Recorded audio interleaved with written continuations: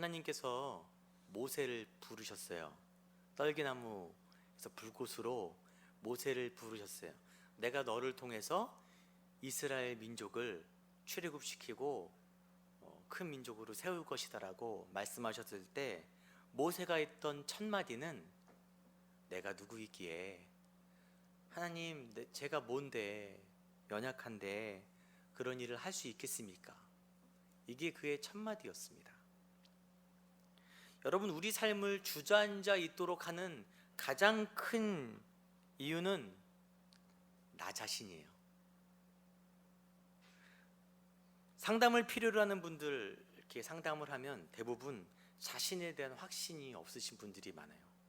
그래서 하나님이 얼마나 사랑하시는지 충분히 설명해 드리고 하나님이 놀라운 계획을 가지고 있음을 충분히 설명드려도 이후에 상담하면 또 같은 주제, 내가 연약해서, 내가 부족해서. 저 예전에 우스갯소리로 바보 홍길동 얘기가 있었어요. 홍길동이 조금 바본 거예요. 그래서 아버지에게 가갖고 소자, 아버지를 아버지라 부르지 못하고 형을 형이라 부르지 못하는 것이 너무 한스럽습니다. 아버지가 그걸 보고 가슴이 아파서 그래 홍길동아, 이제 호부호영을 하노라. 근데 못 알아듣는 거예요. 호부호영을 허락하신들 아버지를 아버지라 부르지 못하고 형을 형이라 부르지 못하니 호부형이 무슨 소용이 있겠습니까? 그렇게 말하는 거예요. 하나님의 사랑을 아무리 말씀드려도, 하나님이 우리를 택하신 것을 아무리 말씀드려도 여전히 내가 누구이기에, 바보 홍길동 같은 분들이 많고 저도 그랬어요. 굉장히 많은 시간들을 그런 나 자신과의 문제로 허비했습니다. 이 쳇바퀴를 벗어나지 못하면 그 다음으로 넘어가기가 힘들어요. 다음 것을 진행한다 하더라도, 하나님의 일을 좀 하는 것 같더라도 결국 이 굴레에 다시 잡혀서 원상복귀하는 경우가 많습니다. 여러분의 마음을 묻고 있는 것이 있다면 다시 한번 그 실타래가 풀리는 시간 되기를 원합니다. 당시 로마에 네 번째 황제가 있었어요. 글라우디오가 칙령을 내렸어요. 추방령이에요. 로마에 있는 모든 유대인 중에서 로마 시민권 가진 사람들을 제외하고 모든 유대인들을 추방시키는 것이었습니다. 몇만 명이 추방당했어요, 한 번에. 그 표면적인 이유가 뭐냐면은 유대인들 중에 그리스도인들이 계속해서 폭동을 일으킨다라는 이유였지만, 사실 다른 원래 이유는 그 기독교인들이 전도로 많은 로마 사람들을 개종시키는 것에 대한 우려가 있었고요. 그보다 더 큰 진짜 이유는 유대인들이 원래 상업적 능력이 뛰어나잖아요. 로마에 가서 장사로 성공해서 굉장히 많은 이권을 차지하고 있는 거예요. 그러자 때마침 흉년이 들었을 때 그것을 핑계로 모든 유대인들을 추방시키는 거예요. 그들의 상권을 강탈하고 그들을 추방시켰습니다. 당연히 사업을 하는 사람들은 구축해 놓은 모든 거래처와 비축해 놓은 모든 물품들이 다 빼앗기고, 요즘 말하면은 권리금 한 푼 못 받고서 갑자기 쫓겨난 거예요. 그냥 갑자기. 그 쫓겨난 유대인들 중에 오늘 본문에 브리스길라와 아굴라라는 부부가 있었어요. 그들이 하던 일은 장막 만드는 일이었어요. 천막 만드는 일, 텐트 메이커 이렇게 얘기하지 않습니까?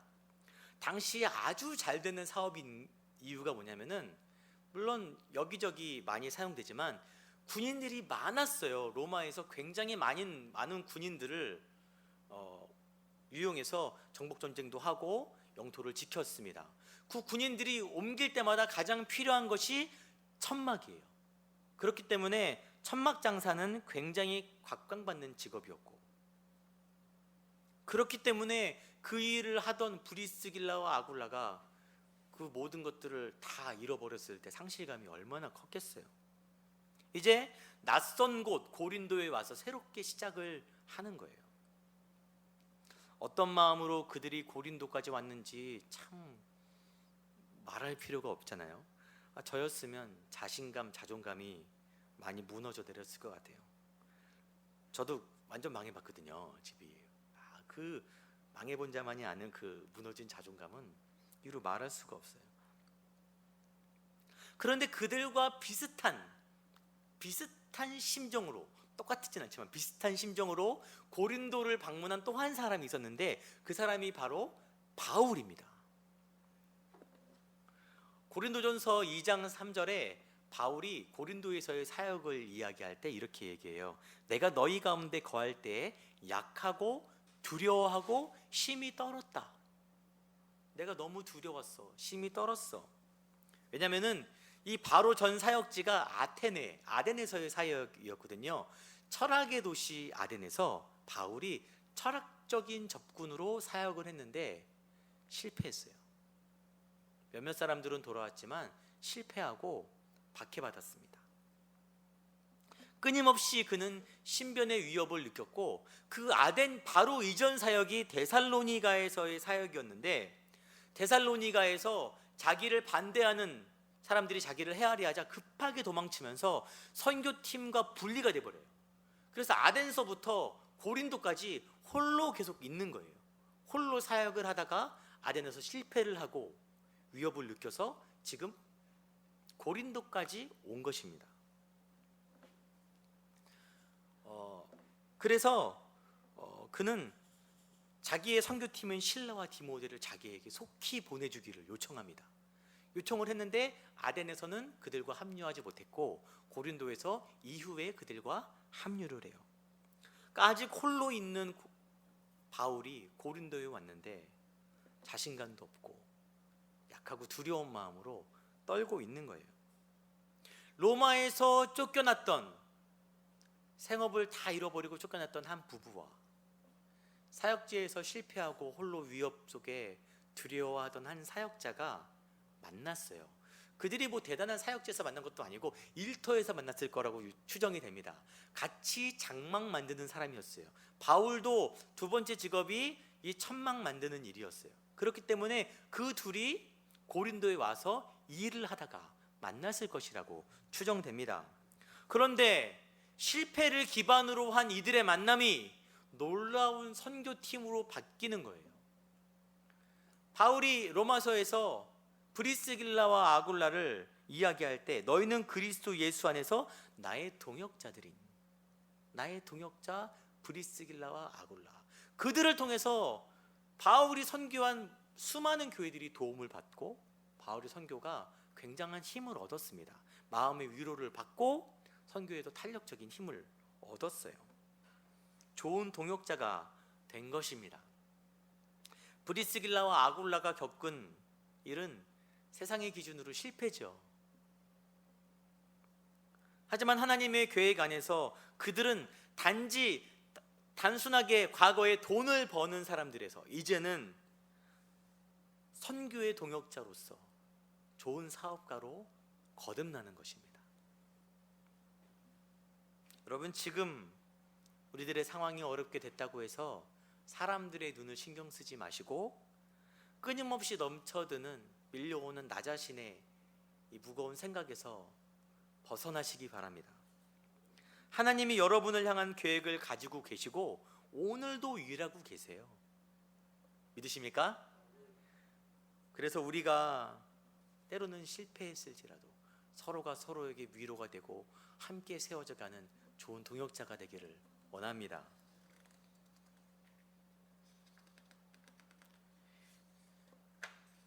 이제 오늘 본문이 이야기하는 고린도에 관한 얘기를 해볼 텐데, 그 전에 만약 여러분의 가슴 깊숙이 있는 속마음, 여러분의 속마음, 내 옆에 사람도 모르는 그 속마음이 이 자리에 밝히 드러난다면, 제가 화면에 제 속마음이 다 보이는 거예요. 여기 막 어떻게 여러분 하시겠습니까? 저는 자신이 없어요. 바로 오늘 짐 싸서 저기 산에 들어가서 나 홀로 나는 자연인이다를 할 것 같아요. 왜 이런 이야기를 하냐면은 제가 고린도라는 도시를 계속 연구하고 보는데 저의 감춰진 내면이 그냥 고린도인 거예요. 고린도의 모습은 우리의 속마음 같은 것입니다.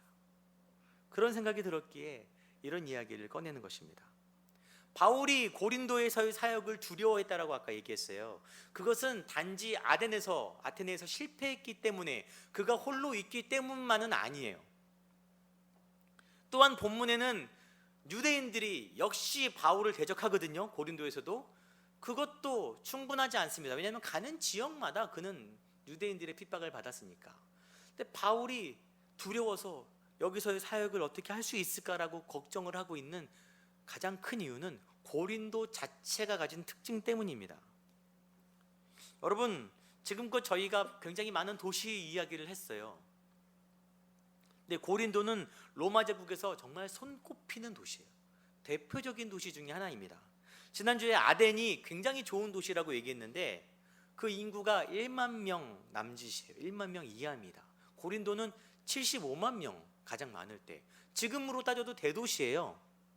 굉장히 큰 도시고, 더 중요한 것은 해안에 위치해 있는데 남북으로 이어지는 교통의 중심이고 동서로 이어지는 해류의 중심에 고린도가 떡하니 있는 거예요.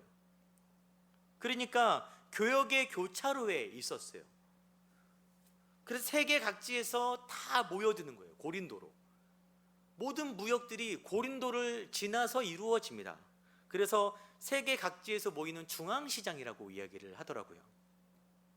그렇기 때문에 그 지역에 막대한 부가 축적되어 있어요. 굉장히 많은 부가 축적되어 있어요.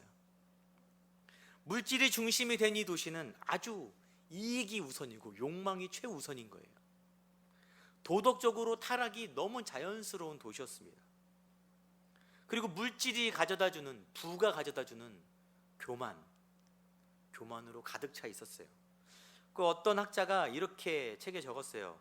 고린도는 로마 제국에 속해 있잖아요. 로마 제국의 허영심의 박람회장이다. 허영심의 대표적인 지역이다라고 이야기를 했습니다. 이걸 보고 있는데 저 역시 교만한 사람인 거예요. 여러분 아니십니까? 저의 교만이 마구 드러나지 못하는 이유는 마음껏 교만할 만큼 충분히 소유하지 못했을 뿐이에요. 좀만 가지면 바로 교만할 수 있는 준비가 된 사람이 저거든요. 우리도 마찬가지죠. 우리는 마음속에 언제든지 교만할 수 있는 고린도와 같은 모습을 가지고 있더라고요.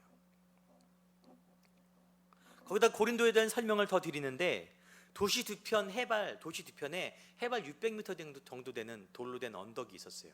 그 꼭대기에 신전이 있는데, 여러분 나이 드신 분만 잘 아실 거예요. 옛날에 속옷에 사랑의 비너스. 네.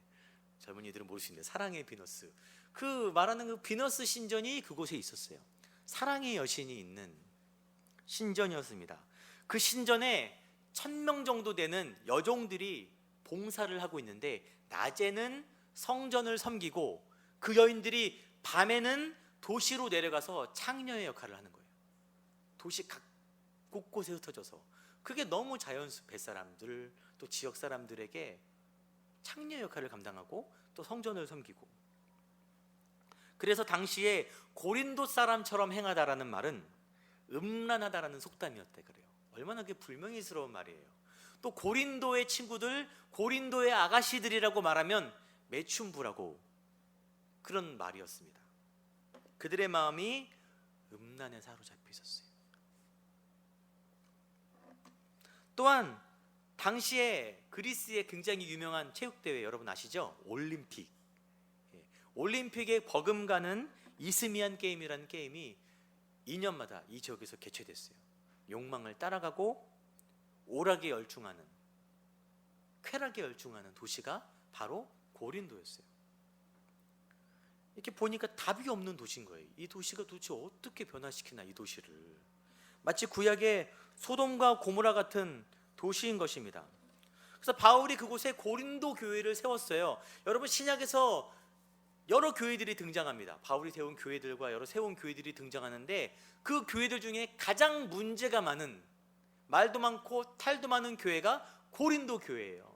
고린도서를 보면은 그 교회의 문제가 적나라하게 드러나 있습니다. 그들은 아주 교만했죠. 지역이 그랬으니까. 은사를 받았는데 그 은사를 가지고 오히려 교만해지는 거예요. 겸손해지는 게 아니라. 또한 고린도전서 6장 9절에 바울이 그들을 권면하는 이야기 중에 음행하는 자나 우상 숭배하는 자나 간음하는 자나 탐색하는 자나 남색하는 자나, 고린도 교회 성도들임에도 불구하고 여전히 그 지역의 풍습을 따라서 음행하는 거예요. 남색하고 육체적 쾌락을 여전히 즐기는 것입니다. 그래서 고린도서를 자세히 보면 고린도 지역과 교회를 향한 바울의 깊은 애증을 느낄 수 있어요. 애증. 사고치는 막내 아들처럼 애간장을 녹이는 교회이고 지역인 것입니다. 그 모습을 보는 바울이 지역을 보면 대충 알잖아요. 막막한 거예요. 어떡하지? 입이 쉽게 열리질 않았어요. 어디서부터 손을 대야 하는지, 또 가뜩이나 아덴에서 실패했는데 이 더 심한 이 타락의 도시에서 내가 과연 사역할 수 있을까? 변할 수 있을까? 아마 옆에 사람들이 있었다면은 선교팀들이 말렸을 수도 있어요. 고린도를 잘 아는 사람일수록 야, 안 돼. 여긴 아니야. 그냥 갑시다. 여긴 안 될 것 같아.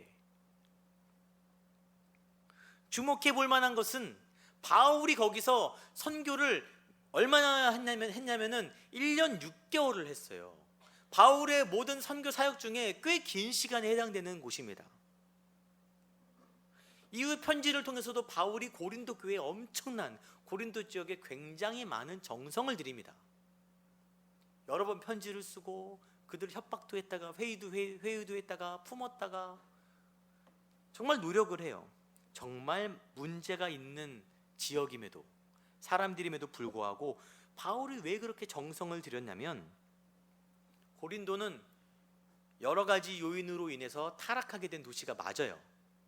그러나 그런 반면에 그 요인들 때문에 오히려 복음 전도에 꼭 필요한 전략적 요충지인 거예요. 세계 각지에서 고린도로 모여드는 거예요. 그리고 다시 세계 각지로 흩어집니다. 다른 지역으로. 그 지역이 복음으로 사로잡히게 된다면, 그 지역에서 복음의 한마디가 증거될 수 있다면 온 세계로 복음이 자연스럽게 뻗어나갈 수 있는 지역인 것입니다. 그래서 하나님은 고린도를 쓰시기를 원했어요. 여러분, 엄밀히 따지면 고린도가 가진 이 좋은 조건들은 타락하기 위한 조건이 아니라 하나님께서 쓰시기 위한 조건인데, 죄가 그 지역을 타락하게 만든 것입니다. 바울이 망연자실하고 두려워하고 있을 때 하나님께서 환상 가운데 그에게 오셔서 두려워하지 말라라고 말씀하셨어요. 침묵하지 말라고 말씀하셨어요. 네가 가능성이 없어 보이는 이 도시를 보고 있느냐? 걱정하지 말아라. 이 성 중에 내 백성이 많다. 이게 이미 많다라는 얘기가 아니라 네가 복음을 증거할 때 이 성에 돌아올 백성들을 내가 많이 예비해 두었으니까, 이 성은 내가 이미 예비한 지역이니까 두려워하지 말고 너는 전해라, 입을 열어라라고 이야기하는 것입니다. 선교적 관점이 아니라 이 고린도를 통해서 저희를 보기 원합니다. 하나님께서 고린도를 통해 일하실 계획을 가지고 계셨듯이 우리를 통해, 저와 여러분을 통해서도 역사하시길 원하십니다. 그런데 그 역사하시는 것 가운데 가장 그 계획을 가로막는 큰 장애물이 뭐냐면, 아까 말씀드렸듯이 나 자신인 거예요. 우리는 고린도 같은 사람들이에요. 교만한 사람들이고 욕망에 충실한 사람들이고 음란한 사람들이에요. 이게 남들은 모를 수 있어요. 남들은 모르나 누가 제일 잘 알아요? 나를 잘 알아요. 나를. 저도 끊임없이 사단이 공격합니다. 네 주제, 네가 이번 주에 한 일을 생각해봐.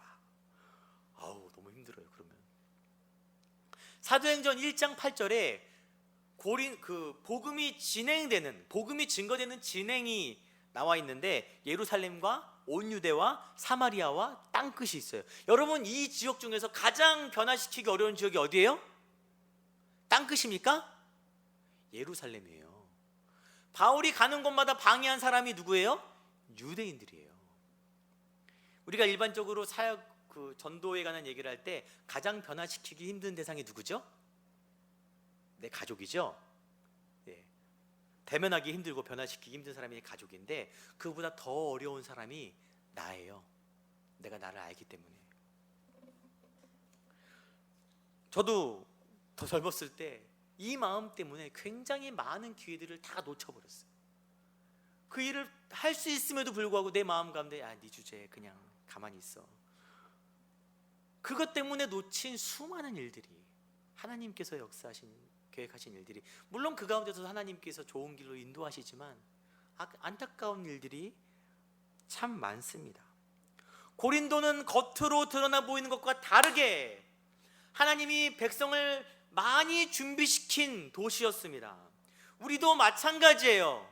우리가 보이는 모습과 다르게, 내가 아는 내 모습과 다르게 하나님이 우리 삶에 많은 가능성들을 예비해 두신 줄 믿으시기 바랍니다. 우리는 하나님의 일을 감당할 수 있는 사람들이에요. 사단이 가장 염려하는 것은 우리가 그것을 깨닫고 하나님 앞으로 나아가는 것입니다. 우리 삶이 하나님 앞에 제 기능을 하는 것을 가장 두려워해요. 가장 싫어합니다. 그래서 끊임없이 자기 연약함을 직시하게 만들어요.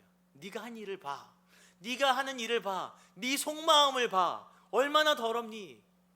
너 얼마나 위선적이야. 그런데 네가 무슨 목회자를 하고, 네가 무슨 성도가 되고 직분자가 되고 리더가 되고, 네가 어떻게 그걸 할 수 있겠어? 하나님의 메시지를 마음으로 이해하지 못하도록 회방하는 거예요. 우리를 영적인 바보 홍길동을 만드는 거예요.